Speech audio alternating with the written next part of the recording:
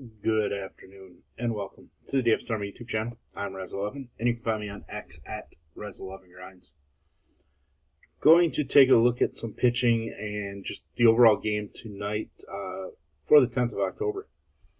If we do have some time toward the end of the video, I will look at the two-gamer that starts tonight with tomorrow's NLDS Game 5. But the main focus will be on tonight's Game 5 between Detroit and Seattle. I will be looking at DraftKings as that is where a majority of my action is. I do believe on FanDuel for Showdowns you can't use pitching yet, so it's really bat-based over there. But, I do think pitching is super important this evening, and we get two studs, especially Tariq Skubal, but George Kirby's pretty good when he's at his best as well. We're going to have to figure out relief pitchers to use because leases will be short, and the series has shown plenty of strong bullpen action for some upside. So let's just jump into this spot here. Tariq Skubal, normal rest, sitting with an outs prop of 20.5. Juice has now slightly moved to the over. It was under just a little bit ago. So we're looking at 7 innings. Both postseason starts. Or actually, I guess his one postseason start. Both. Yeah, he did pitch against Cleveland. My dates are running off, but he absolutely dominated with 14 Ks and then followed it up with 9 Ks last time out against Seattle. Seattle does strike out a bit. They do have power. Jorge Polanco got him for 2 solo home runs. But aside from that, was very dominant. He has a manager that loves getting to his bullpen, but they are going to let Skubal pitch. Close games, he was out there, in both of those postseason starts for 7+ innings. Pitched into the 8th against Cleveland. I have to believe he's going to be that guy again tonight. I mean, backs against the wall, they just have to ride their best pitcher. And it allows them to bridge it quickly, get to Will Vest in the 9th a lot quicker. If they can just go from Skubal to Finnegan or Herder or Canely. All depending on where Seattle's at in their lineup. Finnegan has had some struggles, but I do actually think he's their normal 8th inning guy, but he could be bypassed for sure. When we look at the Tigers' pitching stats for the postseason, I'll kind of bring them over here onto the screen, but we see, starting pitcher has been the best from a K standpoint. Troy Melton just pitched a few innings a couple days ago. Was it the last game in this series? Yeah. So I don't think he's going to be too viable. Plus, I don't think they're going to need, a long reliever following Tariq Skubal. Finnegan, allowing a few more base runners than you expect. The Ks haven't been there either, which is a little shocking. But overall, he's been fine. It's Will Vest that they want to get to.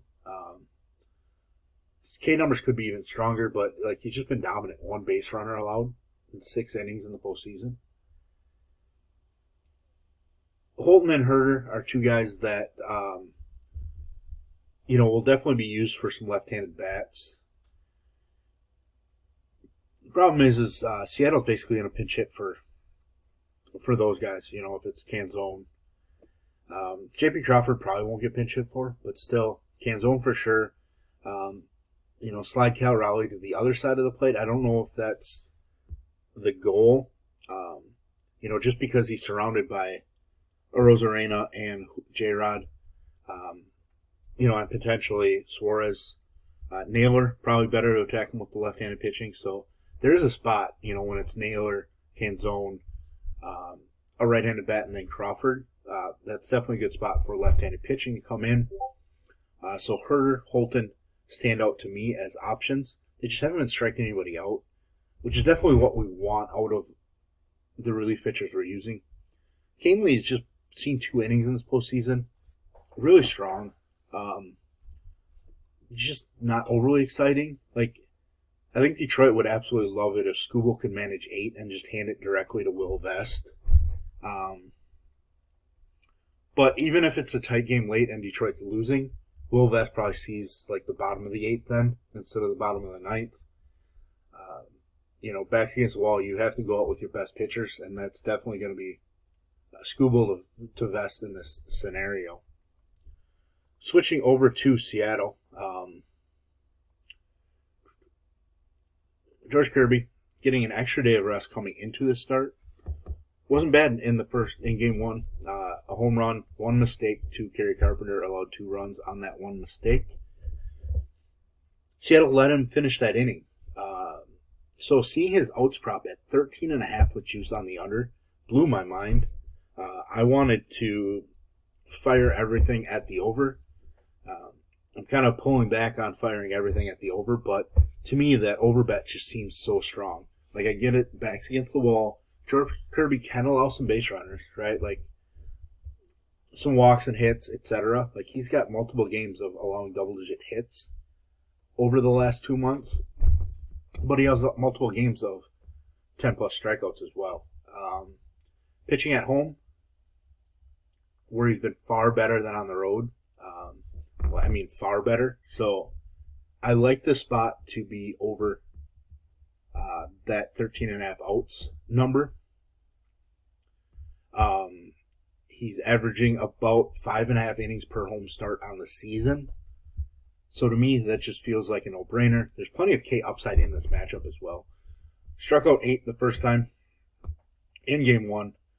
Struck out 6 in 5 innings the first time he faced them earlier in the season as well. The one route to him getting in trouble is walks and allowing too many base runners. But I do have to believe they're going to get him through 5 innings. From a relief pitcher standpoint, Seattle does have a pretty strong bullpen. Obviously, their closer, Munoz, hasn't been racking up the strikeouts like I would have thought, but he also hasn't allowed a base runner yet either. So, I haven't heard if they have any starting pitching out of the bullpen today. Who they might roll with in that case. I could see Luis Castillo, but I just don't love it. Logan Gilbert pitched on Tuesday, so we're looking at 2 days rest. I don't really think he's an option either. So I do think it's Kirby handing it off to the bullpen. Bullpen arms that I feel like we're absolutely guaranteed to see from Seattle. Munoz, obviously, similar situation to Vest. Could be in the top of the 9th no matter the scenario, is my guess. And then prior to that, we have Matt Brash, who's just big-time K upside, and Gabe Spire taking on some of the left-handed bats. Facing Colt Keith, Kerry Carpenter, getting Detroit to pinch hit for them, probably the biggest thing. Bizzardo has been used quite a bit so far as well, so he's on the short list, but really it's Brash, Spire, and Munoz. So, you get Kirby through 5 or 6. You get to use those 3 to close out, 3 or 4 innings. Maybe Bizzardo's in there. Zero chance we see Ferguson based on his recent. Luke Jackson's not really a priority. Vargas isn't bad either, but he hasn't looked great. So it's really relying on this group of 4 where, unless it's an absolute blowout by Detroit, Munoz is got to be 90% to pitch the 9th inning in my eyes. So that's a relief pitcher you definitely want to use on this slate for a showdown. And Spire just makes a ton of sense because he's going to come in and face lefties. Problem is most likely he's going to end up against right-handed bats in that scenario. He hasn't been super sharp, but the Ks are there. Matt Brash is the guy with the big-time K upside. Probably the best K upside reliever in this game. So he's probably priority 1 for me when I'm looking at relief pitching. but we're also telling a story based on, Vest or Munoz, which guy we're plugging in, who we think is going to win.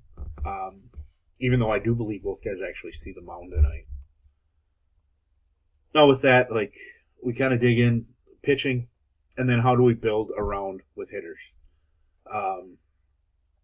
Value bats are going to be all over the place, especially on this type of build, right? Like Skubal, massive upside. Like if he's on his game, it's going to take a Detroit batter to hit 2 home runs and probably drive in 4 to match him. Or, maybe 2 solo home runs get there, but I doubt it. It's possible. 28, 2 solo home runs might be there. I just don't know if we see that. We could see it at Kerry Carpenter, but how long before, if he hits a home run early, is he going to see Gabe Spire? And then is Detroit going to leave him in to face him in that scenario? A lot will be able to be told by how each team lays out their lineup for what their bench plans are. And that's something we'll kind of break out and get into with the members at DFS Army through the Discord, through my notes, etc. But, if you're looking for guys with multi-home run upside, obviously Cal Raleigh, J-Rod, Riley Green, but he's striking out so much that scares me. Rosarena could, he just doesn't look like it. Carpenter, Polanco. Polanco's obviously done it already this series. Josh Naylor, probably a sneaky option. Eugenio Suarez as well. Maybe Javi Baez all the way down here. But, it's tougher to get to a value captain. But you have to believe Robles and Baez are going to be super popular on this slate. Baez has looked pretty good in the series. Robles is just 4K. And should be the cheapest starter in this game, is my guess.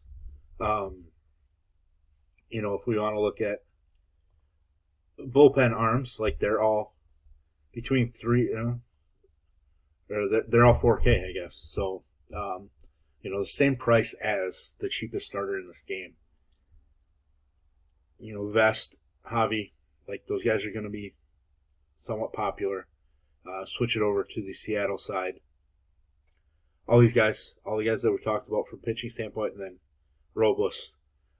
Garver, he's going to be in the starting lineup, but he's going to get pinch hit for. So does he get it done in, I guess, 3 at-bats against Skubal? But it's 3 against Skubal. It's not 3 against Matt Boyd, I guess, to give a random left-handed starting pitcher.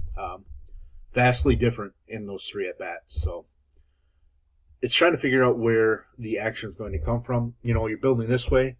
You can build for, the one-off home run, but you really just want to get the guys that get on base and have the run-scoring chances probably in this spot. But this build is obviously going to be littered with a relief pitcher or 2, or Javi Baez, a relief pitcher, or we'll go with this route here, leaving us 5,700 per guy. So maybe it ends up with 2 relief pitchers plus a min price. That allows 7,400, which obviously isn't very much. Get rid of those guys. Glaber, Naylor, Polanco, Torque. So it's tough to get really unique unless you're mixing in a bunch of relief pitchers on your build. Looks like we're kind of running out of time here. See if I can look quick on my thoughts. This 2 gamers is tough.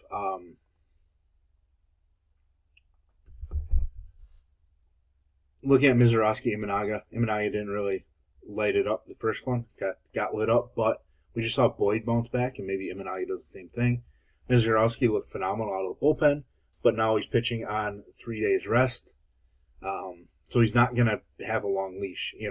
He might go 3 or 4 innings, and then it turns into a bullpen game. That game's a lot tougher to figure out at this point. But there we have it. There's our first look at the pitching options for the slate tonight. If you enjoyed what I bring to you, please hit the like button, hit the subscribe button, turn the notification bell on, get the alert anytime we drop videos here at DFS Army. If you want to join us, get access to our coaches, tools, sheets, Discord, etc., I will drop links in the description below. You can use promo code RAZ, that's R-A-Z, for 10% off monthly. And I will drop a link to our merch store here. You can check out the designs, mine one, and everything else. Best of luck, everybody.